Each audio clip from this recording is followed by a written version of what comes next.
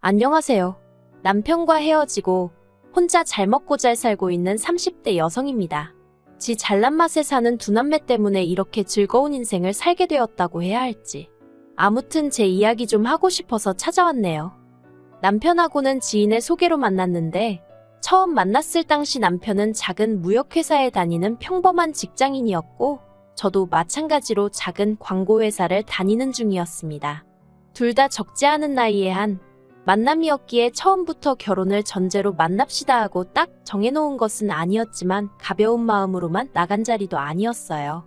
그리고 다행이라고 해야 할지 첫 만남이었음에도 불구하고 말이 너무 잘 통하더라고요. 특히나 제가 커피에 관심이 많았는데 남편도 커피만큼은 자기 취향이 확고한 사람이었던지라 즐거운 대화를 나눌 수 있었죠. 이후로도 저희는 커피로 유명한 카페를 찾아다니며 데이트를 하게 되었고 그렇게 연애한 지 2년 만에 결혼 이야기까지 나오는 사이가 되었습니다.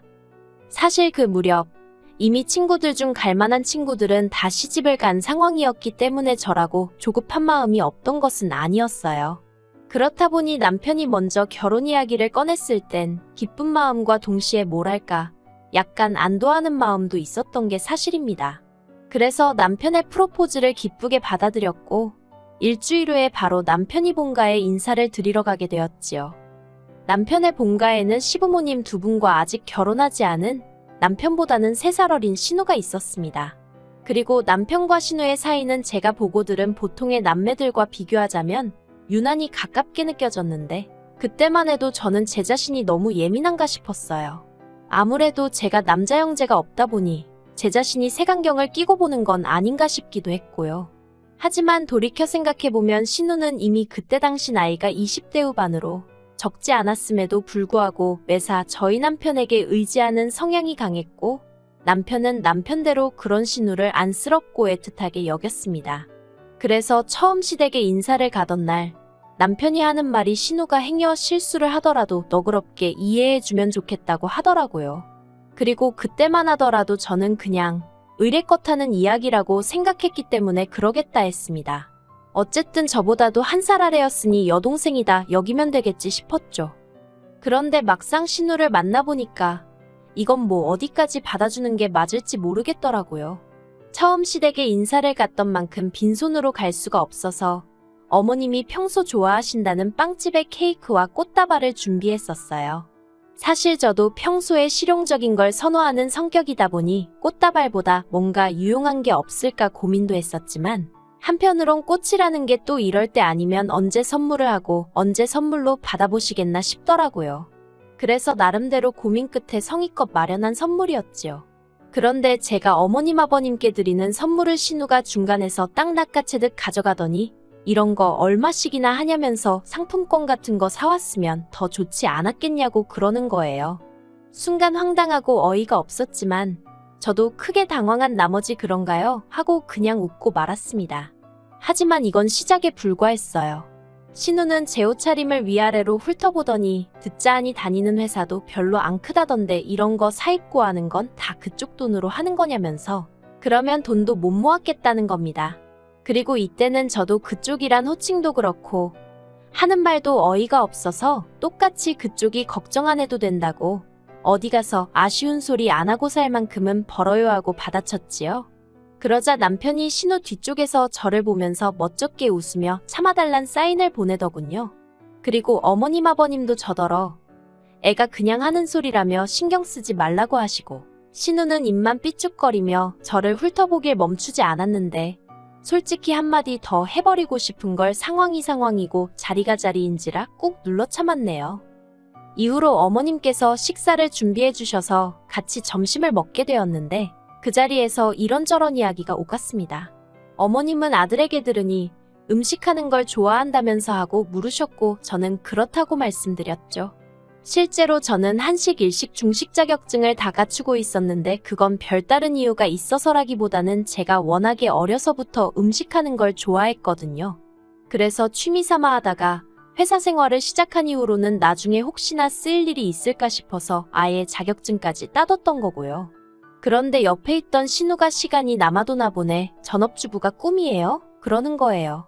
그래서 제가 없는 시간 쪼개서 딴 거고 전업주부가 꿈도 아니라고 받아치려다가 말 같지도 않은 거에 놀아나는 기분이 들어서 그럴 리가요 하고 딱 잘라버렸습니다. 그랬더니 또 입을 삐죽거리더니 별것도 아닌 걸로 자랑한다는 식으로 말을 하더라고요. 그리고 그땐 저도 짜증이 나서 맞아요 별것도 아닌데 그쪽도 좀 따보지 그러냐고 받아쳐버렸네요. 사실 시댁에 인사하러 오기 전 남편에게 어머님은 어떤 분이시고 아버님은 어떤 분이신지 그리고 신우는 또 어떤 사람인지 은근히 물어봤거든요. 아무래도 정보가 많으면 많을수록 대화를 나누기도 편하니까요. 그런데 남편이 신우에 대해서 말하기를 아직 자기가 좋아하는 게 뭔지를 못 찾아서 걱정이라는 거예요. 그래서 그럼 지금 직장도 안 다니냐니까 뭐 직장도 자기가 원하는 게 뭔지 몰라서 다니기 힘들어한다며 말끝을 흐리는데 그러니까 결론은 대학도 때려치고 나이 먹도록 좋아하는 거 찾겠다면서 시간이나 죽이며 사는 인생이란 거였지요. 그런데 그런 사람이 이러쿵저러쿵 떠들며 시비를 걸어오니 저라고 좋게 봐주고 싶었을 리가 없지요. 아무튼 그렇게 첫 인사를 마치고 집으로 올라오는 차 안에서 저는 저대로 마음이 상하고 남편도 남편대로 뭐에 마음이 상했는지 서로 별말 없이 있었어요. 그러다 집에 다 와갈 때쯤 남편이 그거 좀 받아줄 수도 있는 거 아니냐면서 서운하단 식으로 말을 하더라고요. 그래서 제가 당신이야말로 신우가 선을 넘는다 싶으면 먼저 나서서 못하게 해야지 그걸 가만히 보고만 있느냐고 쏘아붙였습니다. 당신뿐만 아니라 시부모님도 나이 먹은 딸이 그렇게 앞뒤 못 재고 날뛰면 한 소리 하셨어야 하는 거 아니냐고요.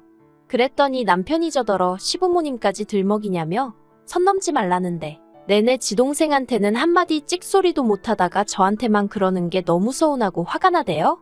그래서 어이없다고 이런 식으로 나올 거면 결혼이고 뭐고 없던 이야기로 하자 했습니다.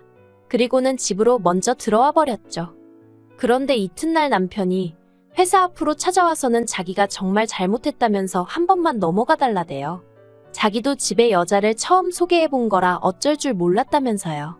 그리고 그때는 솔직히 저도 결혼을 없자고는 했지만 밤새 울었을 만큼 진심은 아니었거든요.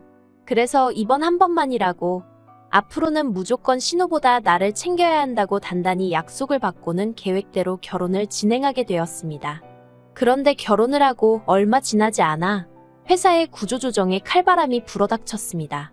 다른 회사와 합병을 하게 되었는데 소문으로는 합병 조건 중 하나가 직원 중 몇 는 해고를 한다는 거였다대요. 그리고 속상하게도 저 또한 그 과정에서 자리를 잃게 되었어요. 하지만 다행히 남편은 괜찮다며 이참에 저더러 그동안 하고 싶었던 일은 없었는지 생각해보고 그쪽으로 커리어를 바꿔보면 어떻겠냐는 거예요. 그리고 그때부터 저는 소위 제 살 길을 찾아가며 몇 년 만에 휴식을 갖게 되었습니다. 사실 친정 형편이 그렇게 넉넉한 편은 아니다 보니 대학교를 졸업하자마자 전공이니 전망이니 그런 건 생각할 겨를 없이 바로 취업을 할 수밖에 없었거든요. 그나마 제가 사회생활을 시작하고 얼마 지나지 않아 친정아버지 사업이 다시 살아나면서 이후로 친정에 어느 정도 여유가 생긴긴 했지만요. 한편 집에 있는 시간이 길어지면서 반찬부터 시작해서 여러 가지 요리를 하게 되는 일이 잦아졌어요. 그리고 시댁까지는 1시간 정도의 거리였기 때문에 음식을 할 때는 넉넉히 해서 어머님 아버님께 가져다 드리곤 했지요. 그러다 하루는 만두를 해다 드렸는데 이때는 평생 먹어본 만두 중에 제일 맛있다면서 몇 번이나 엄지척을 하시더라고요. 그리고 원래 요리하는 사람들은 먹는 사람의 반응에서 보람을 찾기 마련이다 보니 그런 시부모님의 반응에 저는 정말 날아갈 것 같은 기분이었습니다. 그래서 이후로도 몇 번이나 해다 드렸네요. 솔직히 만두가 하기 쉬운 음식은 아닌데 두 분이 워낙 좋아하시니 힘든 줄도 모르고 했어요. 그리고 그러다 한 번은 신우도 맛을 본 모양이었습니다. 하루는 신우가 연락을 해와서는 자기가 요새 온라인으로 사업을 하려고 하는데 제 만두를 팔면 좋을 것 같다대요. 뭐 김치나 고기 만두는 흔하지만 그래도 제 만두는 경쟁력이 있을 것 같다면서요. 그리고는 하는 말이 대신 자기가 중간에 나서서 팔아주는 거니까 만두를 팔면 판매 대금을 5호로 나누자고요. 그런데 아무리 장사머리가 없는 사람이라고 해도 판매 대금이 전부 다 수익이 아니라는 건 기본이잖아요. 재료비에 제 인건비도 빼야 하는 거고. 그리고 무엇보다 만두로 사업을 해야겠다는 생각은 해본 적이 없었거든요. 손도 많이 가고 날이 더우면 상하기도 쉬운 음식이라서요. 그래서 신우한테 이런저런 이유로 못할 것 같다고 제안은 고맙다고 했습니다. 그랬더니 신우가 한다는 말이 그럼 언제까지 자기 오빠 등골에 빨대 꼽고 살 거냐는 거예요. 남편이 저렇게 혼자 외벌이를 하는데 양심의 가책도 안 느껴지냐면서 말이죠. 황당하고 어이가 없어서 그날 저녁 남편에게 신우한테 도대체 무슨 말을 했길래 나더러 당신 등골 빨아먹는다는 소리를 하냐고 따졌습니다. 그랬더니 남편이 하는 말이 아니 외벌이를 하니까 어깨가 무겁다. 갖고 싶은 게 있어도 못 산다. 그런 하소연만 두세 번 한 게 전부라면서 그리고는 한다는 말이 막말로 자기가 없는 소리를 지어낸 것도 아니고 동생한테 그런 얘기도 못하냐면서 적반하장으로 나오더라고요. 그래서 제가 차라리 나한테 대놓고 하지. 내가 어린 신우한테 그런 소리까지 들어야겠냐고 당신한테 내 입장이나 체면 같은 건 안중에도 없냐고 따졌죠. 그랬더니 남편이 입장이니 체면이니 그런 건 가진 게 있는 사람들이나 찾는 거라면서 저한테 지금 그런 게 어딨냐는 거예요. 아니 이럴 거면 처음부터 하고 싶은 일이 뭔지 생각해보라는 둥 그딴 듣기 좋은 소리 자체를 하질 말지. 이제 와서 정말 어이없다고 저도 큰 소리를 냈습니다. 그랬더니 남편이 자기가 말을 그렇게 한 건 한마디로 기운내라는 뜻이었지 이렇게 3달씩이나 집에 들어앉아 있으라는 게 아니었대요. 그러면서 차라리 말 잘했다며 이렇게 된 거 당장이라도 내일부터 나가서 어디 택배 승하차라도 하라는데 얼마나 서운했는지 모릅니다. 사실 제가 직장은 나왔어도 실업급여도 받고 있었고 상황을 알고 계신 친정부모님께서 다달이 100만 원씩 보내주고 계셨거든요. 그래서 그걸로 남편 월급에 보태 생활비를 충당하고 있었는데 막말로 남편이 월급을 1000만 원, 2000만 원씩 벌어오는 상황도 아니면서 겨우 3달 동안 혼자 회사 다녔다고 생색이라니 정말 기도한 차대요. 그래서 제가 잠깐 와이프가 일 좀 쉰다고 이런 식으로 나오는 거면 나중에 내가 정말 어디 아프기라도 해서 일 못하게 되면 그땐 당신 억울해서 죽는 거 아니냐고 비꼬아 버렸습니다. 그랬더니 남편이 저더러 말을 그렇게밖에 못하냐면서 자기도 솔직히 할 말 많은데 참고 있는 거라고. 그러니 어쩌다 신우한테 한마디 들은 걸로 이렇게 유난 떨지 말라나요. 그리고 이런 말까지 듣고 솔직히 기분 안 상할 와이프가 어디 있을까요?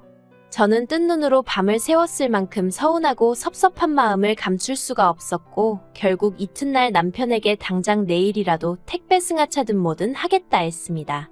대신 조건이 있다고 신우더러 나한테 말 막 한 거 사과하라고 해달라고 했어요. 당신이 나한테 서운한 건 이해하겠지만 그렇다고 신우가 나설 자리는 아니었으니 신우한테 정식으로 사과받아야겠다고요. 그랬더니 남편이 저더러 정신을 못 차렸답니다. 오히려 신우 아니었으면 이렇게 부부간에 허심탄회하게 이야기할 일이나 있었겠냐며 오히려 저더러 신우한테 가서 여러 가지로 신경 쓰게 해서 미안하다 그리고 고맙다고 얘기하고 오라나요?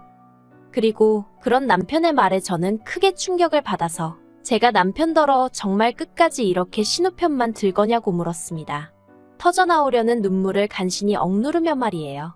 그런데 그런 저를 보고도 남편은 이제 지금 누구 편드는 거냐며 저더러 일을 안 하고 집에만 있으니까 너무 예민해진 거 아니냐며 제가 우는 건 알아서 할 일인데 자기까지 아침부터 피곤하게 만들지는 말라대요. 그리고 그런 남편의 모습을 보고 있으니 이 결혼 생활과 이 부부 사이에 희망이란 게 있긴 한 건가 하는 생각이 들었습니다. 시간이 흘러 제가 만약 어디라도 못 쓰게 되면 저 사람이 나를 아내로 대하기나 할까 싶었고 힘들고 지치는 순간에 남편한테 의지할 수 있을까 하는 의문이 들었지요. 그래서 남편에게 저도 진심반 홧김반으로 그러면 그냥 나랑 살지 마 하고 소리를 질렀습니다. 그랬더니 남편이 기도 안 찬다는 표정으로 네가 먼저 헤어지자고 했다며 이번엔 안 잡을 거라더니 네 말대로 헤어지자 하고 나가버렸어요. 그렇게 쾅소리를 내며 닫히는 문을 보고 있으니 망연자실이라고 해야 할지 눈물만 나오고 말도 안 나오대요. 하지만 이렇게 남편의 속내를 본 상황에서 저라고 무슨 미련이 남았겠어요. 제 집만 챙겨서 친정으로 향했습니다. 집은 남편이 자취하던 집에서 일단 제 집만 들여서 살림을 시작했던 차라 이래저래 따질 것도 없었고요. 그렇게 남편과 헤어지고 저는 몇 달 뒤 작은 식당을 열었습니다. 테이블 4개의 예약만 받아서 저 혼자 하는 식당이었어요. 그리고 광고회사 일은 별로 좋아하지 않았어도 어쨌든 몇 년을 하던 분야다 보니 제 가게 하나 정도 홍보하는 건 어렵지 않더라고요. 주변 사람들의 도움도 많이 받았으니까요. 그래서 금세 핫한 가게로 여기저기 소개가 되어서 가게 여는데 들인 7천만 원 버는데 1년도 채 걸리지 않았습니다. 그리고 여기저기 미디어랑 인터뷰도 하게 되었는데 그걸 남편이 본 건지 신우가 보고 남편한테 말을 해준 건지 아무튼 남편에게 연락이 왔더라고요. 소식 듣고 연락한다며 잘 지내는 것 같아 보기 좋다고. 제가 이렇게 성공할 거라 믿었다나요? 웃기지도 않아서 콧방귀도 안 나왔어요. 그리고 원래는 가볍게 무시하려고 했는데 또 이때 아니면 그때 하려다 못한 말을 전할 회가 오겠나 싶어서 당신하고 살았으면 평생 나한테 이런 능력이 있는 줄 몰랐을 거라고 놔줘서 고맙다고 답장했습니다. 덕분에 이렇게 사장 소리도 들어보고 살게 되었다고요. 그랬더니 남편이 자기는 저랑 헤어지고 나서 한 번도 저를 잊어본 적이 없다며 우리 정식으로 다시 한번 시작해볼래 하는데 어이가 없어서 제가 글자 그대로 푸아하라고 적어서 답장했습니다. 그리고 처음 남편 과절을 이어줬던 지인에게 남편의 소식을 전해 듣게 되었는데 그 회사도 구조조정 바람이 불어서 남편이 잘렸다대요. 그런데 더 웃긴 건 남편이 잘리면서 퇴직금 얼마 받은 걸 신우가 사업하겠다며 빌려갔는데 사기를 당했답니다. 왜 요새 1억 빌려주면 이자를 얼마를 주겠네 하며 사기치는 사람들 있잖아요. 그거에 당했다대요. 아이고 똑똑한 척 잘난 척은 혼자 다 하더니 아무튼 뭐 지인한테는 혹시 그쪽에서 묻거든 저는 아주 잘 지낸다고 근시일 내에 집도 사고 그러게 생겼다고 꼭 좀 소식 전해달라 했습니다. 남편은 몰라도 신우는 아마 제 소식 들으면 배가 아파서 떼굴떼굴 구르고도 남을 텐데 그걸 제 눈으로 못 봐서 아쉬울 뿐이네요.